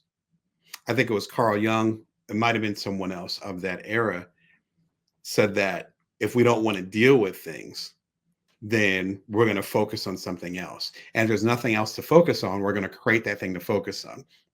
So when we talk about there being drama, or I have to deal with this, or I have to deal with that, sometimes those things are based on our own creation. Again, it gets really deep psychologically really quickly. And that's why I wanted to have this episode, because I wanted to give as many tools, have this conversation, jump into the chat if you have any questions or comments or thoughts about some of the things I'm talking about. But that's one of the reasons why I want to give these tools, is that when I work with people, or even people in my circle who say they can't stop or they can't rest, usually it's not a physical condition. Usually it's a mental or an emotional one. And again, it can get really deep really quickly. The best way to deal with it is actually figure out why you feel like you can't stop. Because as I talked about in my newsletter today, again at joindamon.me, you have the opportunity to stop a lot of times. Whether it's if you have a lot of places nearby, like I do, walking to the grocery store instead of, if you're getting light groceries, walk to the grocery store instead of taking your car. If you're physically able to do it, if it's comfortable, if it's not 100 degrees outside as it is here, and you're getting some light stuff, then you can't take the extra 10, 15 minutes. It doesn't mean you need to exercise. It means that that's a form of rest that gives you time. And time, as they say, heals most, if not all, wounds. And so when we're talking about not feeling good resting, we're also talking about you not feeling in a place where you can take care of yourself. And literally all of us need to rest. Even the most testosterone up hype person, which I know quite a few folks, shout out to y'all. You need to sit down sometimes. And as I say, if you don't sit down, then life often will find a way to help you sit down. And that's as real as the talk gets. So just to make sure that that's clear, it could be if you don't feel good or feel like that you can't stop. It could be guilt over stopping because you don't feel like you deserve it, or it's not a safe enough environment to do so, which could be from your background or your current environment. Or you could be running away from something where if you slow down, this thing's going to pop into your mind. And either way, it's a pace that cannot be kept going the entire time. Great book on this topic is Do Nothing by Celeste Headley. I want to make sure I get her name right. I had might have connected with her at TED. I think I saw her speak at TED. We've never met in person, but I loved her work. And she was actually talking about a previous book or previous work before this book came out. This book came out, I looked it up because I was familiar with the book. I checked out again. I mentioned her on other shows. This book came out March 2020. I was like, wow. Prophetic Celeste, because that was a period of time, for you guys that are just tuning in, that was a period of time where most, if not all of the first world, you want to call it that, was sheltering in place. That's when everything kind of shut down here in Las Vegas. And for a lot of the country, it was St. Patrick's Day. I remember it was that Monday. So it was definitely that Monday. It might have been St. Patrick's Day the day before, but it was March 17th, basically. It was a great opportunity for us to talk about why we should slow down. And that's what the book is about, the positive aspects of doing nothing.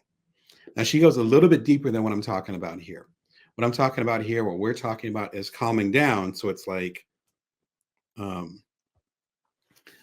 calming down. So let me go and find a moment to breathe. How do I get into that space? Doesn't have to be official meditation or anything that fancy, but it's like, no, I'm going to find this little nook and cranny to go ahead and just sit here for a moment, or to experience this for a moment. I talked about at the top of the show, me sitting with my kid, looking at the clouds. Like, kids are, if you have kids in your life, they're a great catalyst for, believe it or not, doing nothing.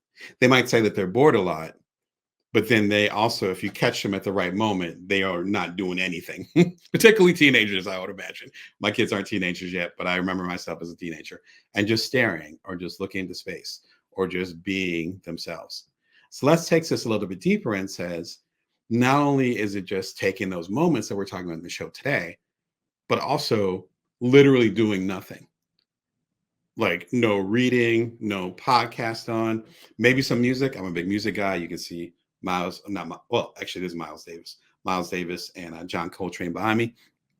Like, but maybe some music, but just literally just doing nothing. Kind of like when you first start going out with someone and you're just happy to, and you guys get along, it's a good date. They're just happy to be together.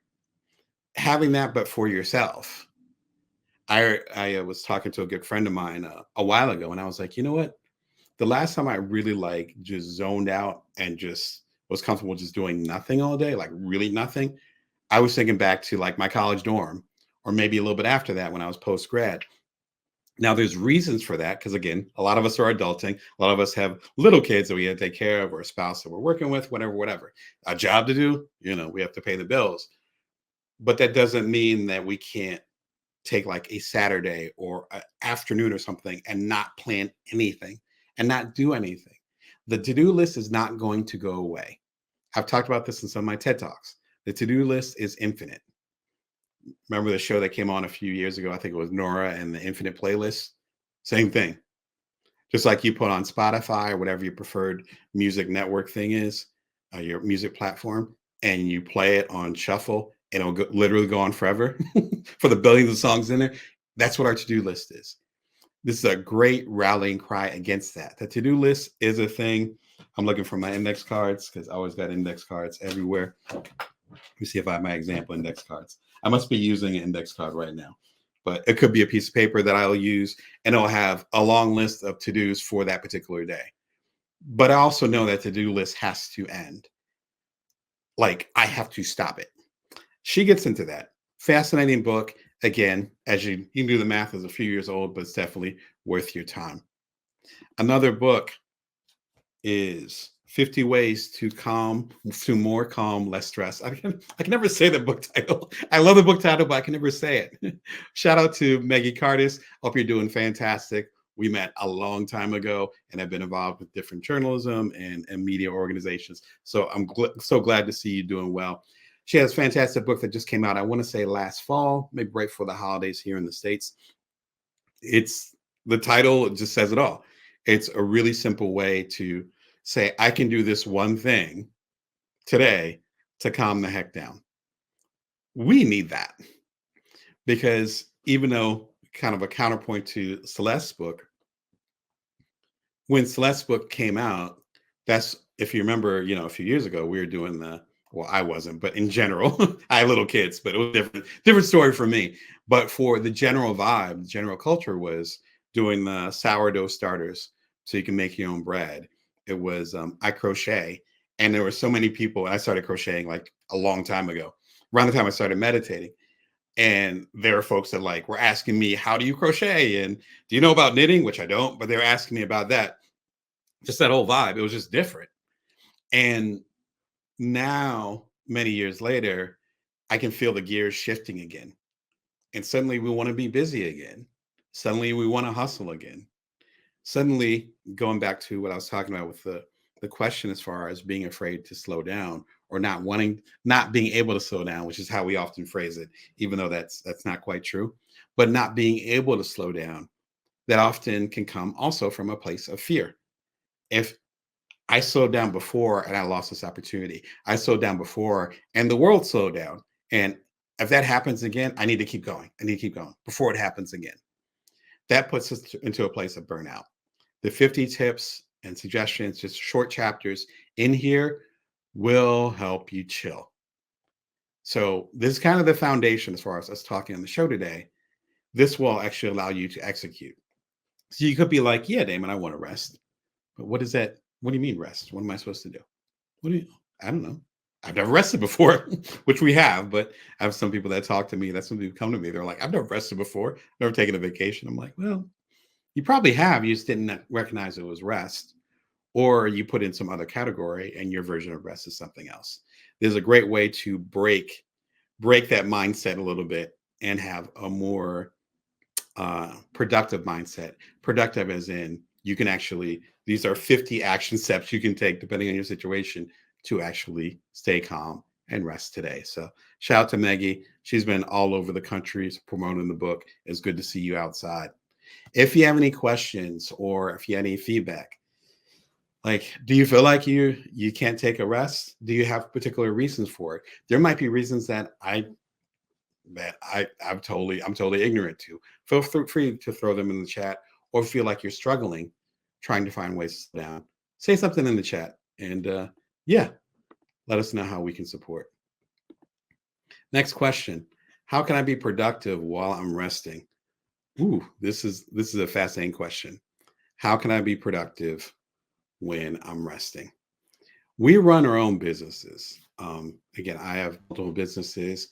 Chances are, if you're watching the show, you have a side hustle or solopreneurship. You might have a couple. I know some of y'all watching right now have like 4. I'm like, woo, 4 and little kids. Man, let me see how I can help you. Jeez, so the amount of juggling that you guys do is admirable.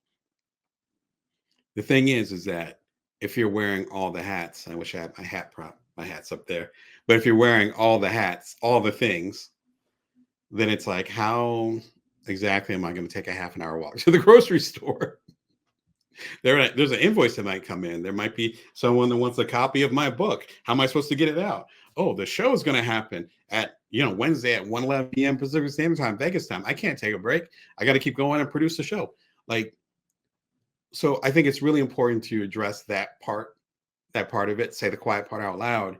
Is that for the people that I support as a business coach, the side hustlers, the solopreneurs, the non-traditional entrepreneurs, so many of us are actually the CEO, the CFO, the CEO, the CMO, like pick a C and an O and throw a letter in there. We're probably representing that. If we do have that support, we might have limited employees, we might have consultants, we might even have a virtual assistant, but pretty much we're it. I think there's some smart ways that we can actually find to keep our business going, not become insolvent or go bankrupt or have our business fall apart, and still continue to rest.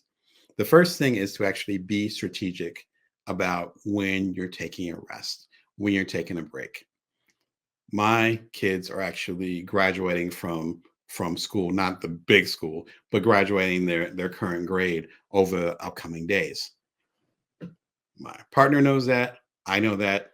The rest of the family knows that. No, you guys know that.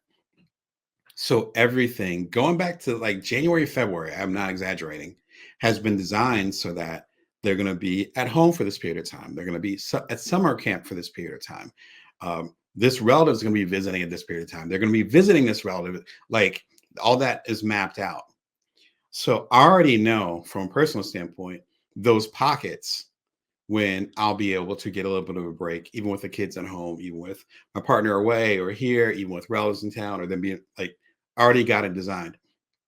So there's certain things that I'm actually starting to go deeper into actually this week, as far as how I'm going to design this program during the summer, because I'm not going to be around every single Wednesday. If you think about it, you have little kids in summertime, you're not always going to be around. You don't always want to be around, to be frank. And so if you're more strategic about it, then you have to be able to plan for it. It's not as complex as, say, planning a vacation where you're gone for a week. I'm not saying that. I mean, literally just saying, I'll give my example. All right, I have a show every Wednesday at 1:11 p.m. Pacific Standard Time. And I know that's a period of time where my kids are probably going to want a snack because we had lunch earlier. And they're probably going to want to be outside. But it's really hot here in Las Vegas. So maybe we go somewhere like a water park or, go to the neighbor who has a pool, whatever.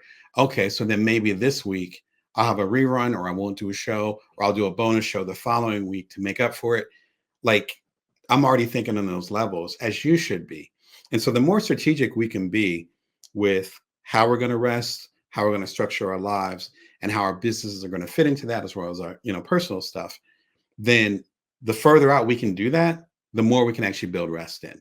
Like, I'm positive I'm going to get rest this summer. Like, I don't, like, see little backs in their eyes. I'm tired. Like, I love y'all, but it's like, I also need a break. but I know that my break is coming. I know I'm going to get rest, and it's already being developed. That in itself calms me down. Now I'm a planning guy. It might not matter as much to you, but even if you're not a platter, hopefully you're not a platter. If you're not a planner, I would implore you to go ahead and think about, let me plan out my rest just a little bit. Let me have maybe this person take over. Maybe I can go ahead and do a little bit of extra work here so that I can be gone for this next day. Think about it more from a strategic standpoint versus just, I'm going to go ahead and, you know, push until I can't push anymore. And then hopefully I'll get a break. We live days, months, years. I got some people that care about that have lived decades like that. Rest in peace, because some of them passed away. But they lived decades like that. Like, I'm going to go ahead and I'll figure out the break later. I'm just going to keep pushing. And then you keep moving, moving the mountain, moving the mountain top, moving the flagpole until there's no more flagpole left. There's no more mountaintop. I'm not saying it has to be some dramatic exit for you. What I'm saying is that we can keep pushing our rest until we do burn out, or we end up hating the stuff that we do, even though it's something that we traditionally love, or we end up running out of time. Whatever time means to you, we end up running out of time. The key thing is to figure out that strategy as soon as possible and put in that flagpole and say, I'm going to take a break during this period of time. I'm going to slow down during this period of time. Even if it's just 15 minutes, even if it's just an hour of myself sitting on the porch, having a glass of lemonade, eating a peanut butter and jelly sandwich. That sounds really good right now, by the way. Even if it's just that, you say, I'm going to do that this day. I'm going to take a little lunch break from my job. I'm going to come out of the office. I'm going to sit, on the sidewalk, and I'm just going to reflect for 5 minutes. There's ways that we can put that into there and build it in, but it requires a little bit of strategy. Going back to the previous question, it requires a little bit of strategy, and for us to recognize the ways that we can actually rest within the context of our lives right now. The better thing too, not just doing the strategy, but also with being productive while we're resting, is that we actually scientifically proven that we actually are more productive after we rest. Again, I took a nap earlier today. I know I would not be functioning. Believe it or not, this is me high level functioning. But if I would not be functioning at this level without, without that nap, without that break. Again, things have been super busy over here on all fronts, personal, professional, everything, all the things. Nothing I can complain about, but it's been busy. So my body and my mind and my soul is like, no, you need to sit down, Damon. Like literally, I heard my mind say that. It's like, yeah, after you send out this project, go sit down. Go sit down. Go sit down. Us being able to listen to that voice, I think, is important, not only from a health standpoint and on all the reasons I talk about, but also because we're actually able to be more productive. And so if we really care about our business, how we're showing up for our customers, how we're serving people, how we're making money, nothing wrong with making money. We can add that in there. How we're feeling about it, and we're saying we want to be our best selves, then grinding it out is not going to give you your best self. It's going to get you eventually a hollow shell of yourself. There's moments that are crunch time. There's moments where you have to hustle. Again, I'm in that period of time right now, so I can speak from experience. My whole point is that if you keep pushing things, just like a car, eventually it's going to break. And then you won't be showing up for anybody, including yourself. And so the question is, if you're really about that life, showing up the best, doing 110% on all those things, you can't do 110% if you never take a break. You literally can't. Again, I've done the research. I've read the books that have done the research. I've interviewed people that have done the research. I've done books on the research. That's why my first bestseller was called The Bite-Sized Entrepreneur. Like, we need to find a way to pace ourselves. Otherwise, we're not going to make it. One of the things that I love talking to my coaching clients about and asking them is, whatever you're doing right now, is it sustainable for the next year? I usually say 5 years. Let's just say the next year. So if you're getting 3 hours sleep, that means you're doing 21-hour work days or whatever crazy stuff you might be doing. And you're doing that every day, and you're not eating right, you're not getting fresh air outside, you're not spending time with with people that you care about, not building relationships, how's that going to look 365 days from now? Probably not that good. No judgment if those are things that you are struggling with. My whole point is that you can course correct in minor ways. And if you really say, my business is my life, I care about my business, all I do is dream about my business. I've been in those situations. If you're going to keep showing up for your business over time, again, I'm not a kid. And so my businesses that I run right now have been around for, in some cases, decades.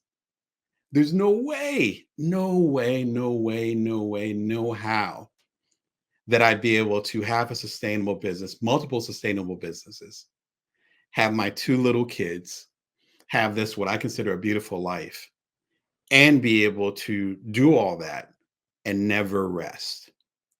So if you're worried about taking a break and that your business is going to fall apart, find ways to strategize so you can offload some of that, even scale back in some cases, or maybe you find other hustles that can pay you more income so that you don't have to make income just from this particular business. Because if you're not taking care of yourself, you're not going to be there to lead the business. And if you're saying this business is your heart or the main thing that you're into, then how can you do that to your business? Right? How can you do that? The math isn't mathing. If this business is the most important thing, and you know if you don't rest, you're going to burn yourself out and the business is going to fall apart, then why wouldn't you rest? That's the riddle of the day. Riddle me that, right? Good food for thought. As you can tell, I'm passionate about it, but that's why I do the work that I do. One great book that talks about this, in fact, it might be the best book that talks about what I was just talking about, is Ryan Holiday's Stillness is the Key. Man, he does more books than I do. Like he's got a book coming out every year. I think he just had a book that came out about doing good. Sounds really good, and I love seeing his videos and hearing his work. This one is a classic, and I yeah, all the things that I'm talking about right now, you can see why I rock with it. The main argument is that if we're going to make an impact on the world, if we're going to be strategic and thoughtful, if we're going to run our businesses, do our entrepreneurship, even show up as spouses, as parents, as children, if our parents are still around, as aunts and uncles, nieces, nephews, et cetera, however we're showing up in the world, contributing, it requires slowing down enough to think about our actions and for our emotions, or as they say, our soul to finally catch up with us. That is required. It's required. I talked about this recently on the shadow episode that I referred to earlier, where we could be so busy running away from whatever we don't want to deal with that we end up leaving all these gems behind and not realizing we're walking into the trap of burnout, the trap of stress, the trap of health problems and issues, the trap of loneliness because we're not developing a relationship. There's all kinds of traps along the way. Not trying to scare you. Just my whole point is that without us slowing down, then we're not going to make it. Again, scientifically proven. We're not built like that. We're not superheroes. We're not built like that. And often the reason why we're not being still is because of something we don't want to deal with back here. That's often how it works. For better or for worse, it just is what it is. Again, as they say, I don't make the rules. It's just, this is kind of the way that we're designed.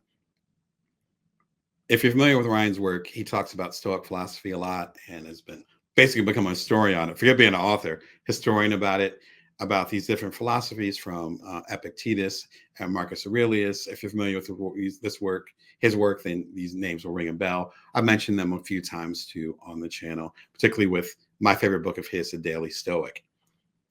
He gets much deeper into this, mostly about the ability to be still. Even from a strategic standpoint, because we're talking about businesses.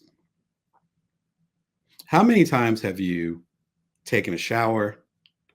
Have you played with little kids like your niece or nephew, or even your own kids or whatever, just to kind of mind off of things?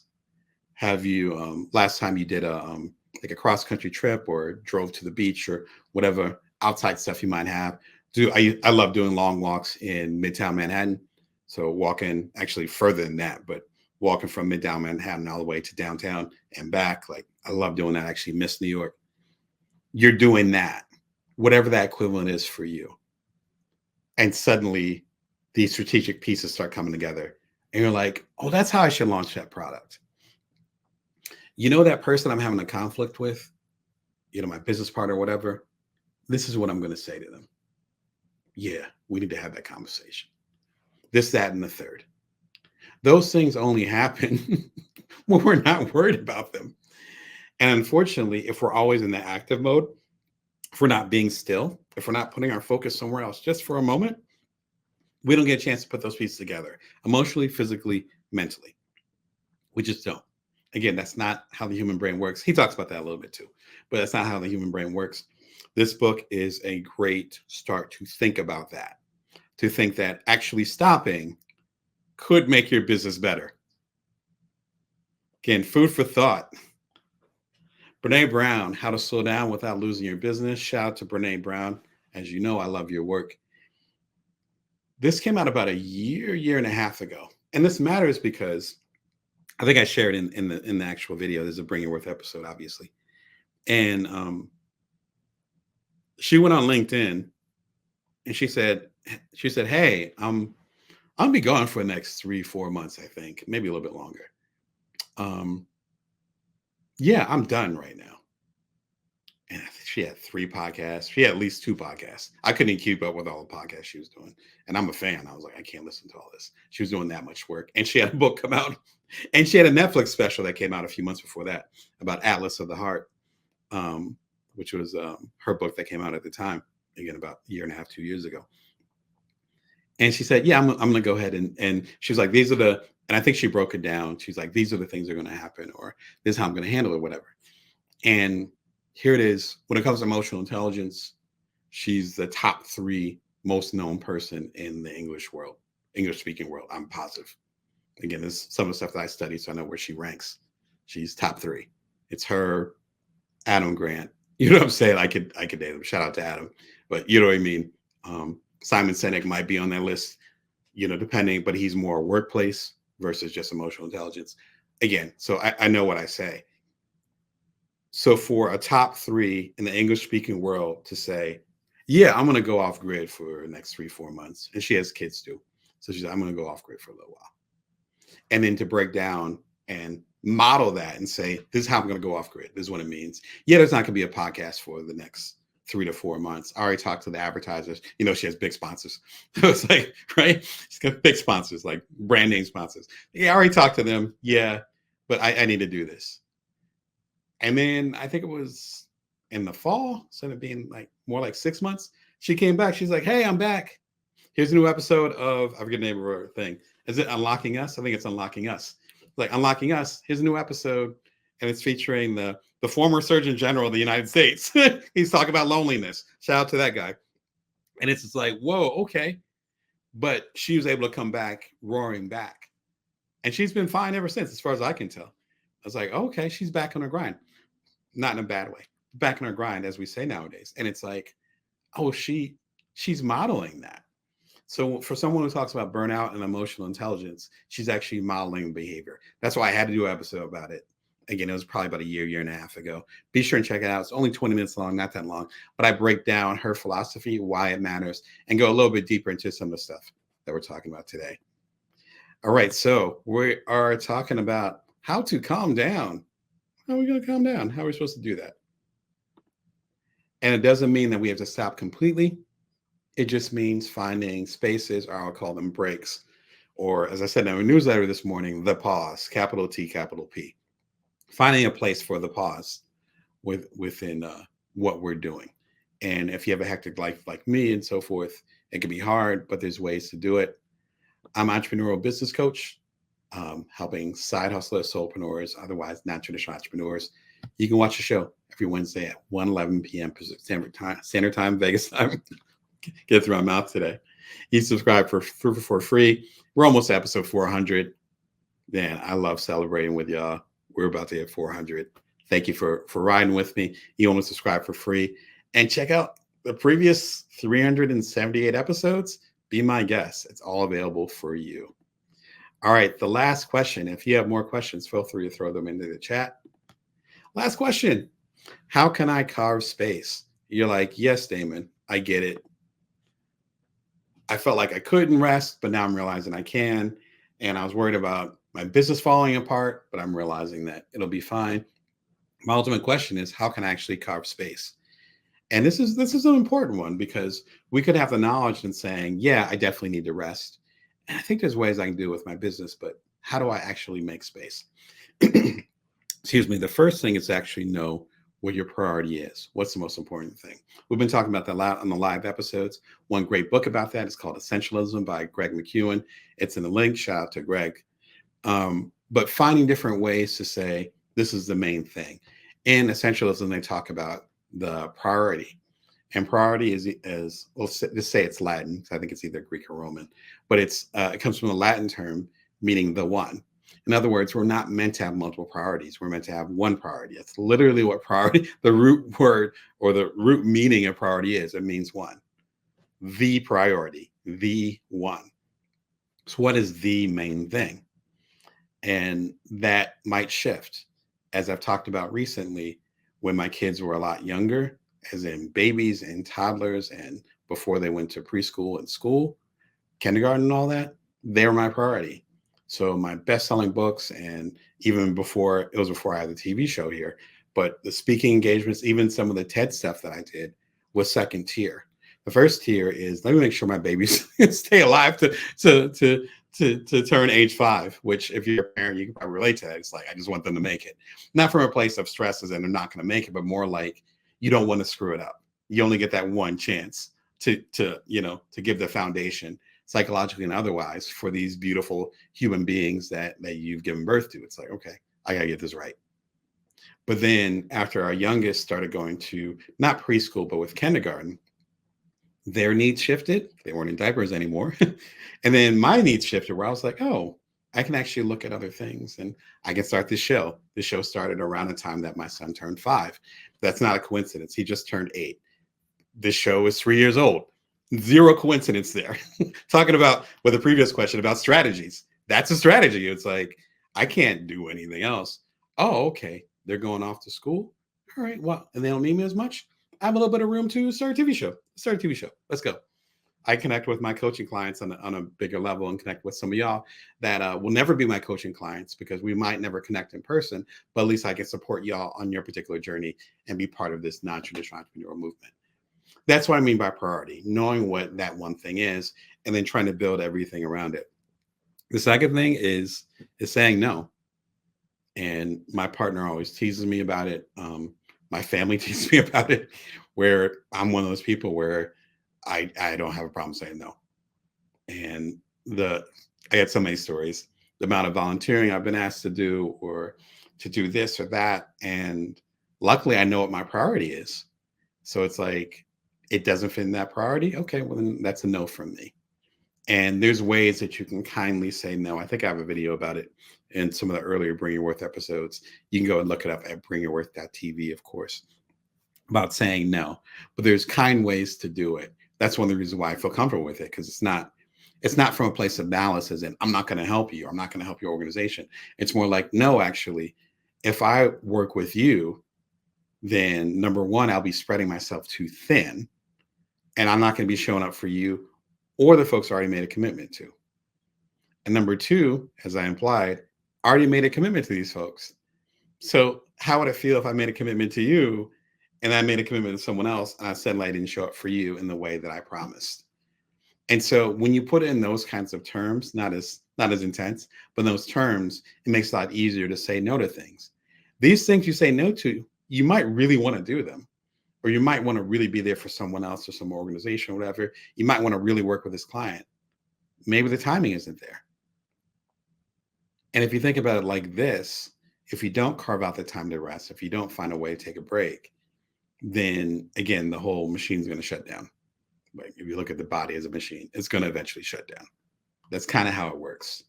There's literally millions of stories, lots of books and literature that keep telling us the same thing. We're not meant to be on fire, fifth gear the entire time. That's not how we're built. And so saying no is actually a place of kindness, because if you know you're not really going to show up as your best for the person that wants you to be there, then why don't you just say no to them? If you know if you say yes to this other thing, then it's going to fall apart for your other commitments, then why would you do that? Again, it gets really deep quickly with the psychology of it. Because as soon as we start to realize we have a choice, then suddenly we have to question why we're not making that choice. If we realize we can rest at any moment, and we realize we're choosing not to rest, then we have to go deeper. If we know that saying yes to this one thing is going to overwhelm us, but we keep saying yes anyway, then what is it really feeding? Because as soon as we know we have a choice and we don't have to do it, then we're realizing, oh, actually, I am choosing to do it. Why? That's kind of the energy of this. If you want to take a break, if you want to rest, almost always you have that option. And if you don't have that option, it's a period of time in your life. It's a season. But once that season is done, or before that season comes where we're in that hustle, I get it. I've done 2 startups, got little kids. I get it. But all this is seasonal. Very rarely, especially if you have the resources, the wherewithal, the time to even listen to me, you might be at a certain status as far as having an amount of resources. It's not always going to be grind time. No, things are seasonal. What season are you in? You might be in grind season. Godspeed to you. But grind season is going to end. You have to recognize when it ends, and then you have to be equipped mentally, physically, particularly emotionally, to allow yourself to rest. Otherwise, you ain't going to make it. If you're going to go deeper into that topic, book that I really enjoy called Hell Yeah or No by Derek. Actually, it's Derek Sivers. I know what Derek River is. I think it autocorrected, but the link is good below. Sorry, Derek. I love your work. I swear I didn't mess up your name on purpose. I think the autocorrect got me. I first heard about this guy on a Tim Ferriss show ages ago. Like, oh my gosh, I think my second kid was born, so it was probably about 8 years ago, long time ago. And then he came out with a book about this concept. I think he actually did a TED Talk about it. I don't think I ever saw a TED Talk, but I think it was before I started going to TED. So he must have did a TED Talk. I've been going to TED for like 12 years. So he must have did the TED Talk 15 years ago. The basic point is this. He lives his life as in, if he's going to be into something, if he's going to say yes to a speaking engagement, because we're both public speakers, if he's going to say yes to a speaking engagement, if he's going to say yes to going on this trip, if he's going to say yes to helping his buddy with something, it has to be a hell yeah, as in, yes, I want to do this. Otherwise, it's a no. That sounds like a lot of privilege, but once you start to break it down, you realize that that's actually how all of us in some way should be functioning. Now, if a family member desperately needed something or whatever, of course, you should be there, assuming you're cool with the family member. Like, of course, if a friend needed it, which I consider chosen family, of course, you're there. But we're talking about that squishy stuff in between. That stuff that you say yes to, and you're realizing maybe I shouldn't have said yes. That sense of regret. I know you know what I'm talking about. That sense of regret where you're like, oh, I know I'm committed to this, but I don't even want to do this. Why put ourselves through that? Why put the other person or organization through that? Because now they're thinking you're hell yeah, but you're really, you're meh, M-E-H. Like, This book breaks it down. It's a super short book. I was trying to find my copy of it. I think it's somewhere. If you watched the Clutter episode last week, you know the amount of books I have right now because I'm doing so much research for this show and the other stuff that I'm doing. The book's somewhere around here, but it's a great place to start if you're dealing with that confrontation of how do I say no to things and whittle my stuff down. And my recommendation is how do I make time to rest? The Ultimate Live Guide. I talked about this, more about making the time to rest versus calming down, but it hits a lot of those similar topics. And it's also much bigger, a lot more material, a lot more content, a lot more book recommendations and video recommendations. If you're kind of craving more and you're like, Damon, I'm not sure where to go next, this would be a great way to do that. I think this mega episode came out top of the year, maybe. But I had a whole live episode dedicated to rest and tools, literal tools, whether it's software or whatever that you can use to rest yourself. We didn't get into that today because more of the psychological and emotional aspect of it and how we can continue to run our business. This episode right here gets into it. All the links are below. And yeah, they're free for you to enjoy. It's episode 349, so it wasn't that far back. But I so appreciate y'all coming through. Again, I'm entrepreneurial coach Damon Brown. I help side hustlers, solopreneurs, otherwise non-traditional entrepreneurs.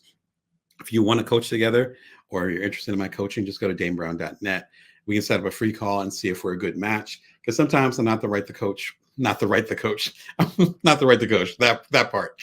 I'm not the right coach for you. And sometimes I realize that, you know what? You might not be the client that I can get to the next level. But, feel free to set up a free call. We can have that conversation with that. You're watching the Bring Your Worth show. BringYourWorth.tv every Wednesday at 1:11 p.m. Pacific Standard Time, Vegas time. And you can subscribe for free right below. And my latest book, The Complete Bring Your Worth Collection, is available everywhere good books are sold. And my book too. I think my book is pretty good. I think you guys might enjoy it. Anyway, please enjoy your rest. Remember to breathe and calm down today. I got my tea. I'm definitely on my calm streak. And until next time, remember, you can always bring your worth. You can always build from now. Take care of yourselves and others.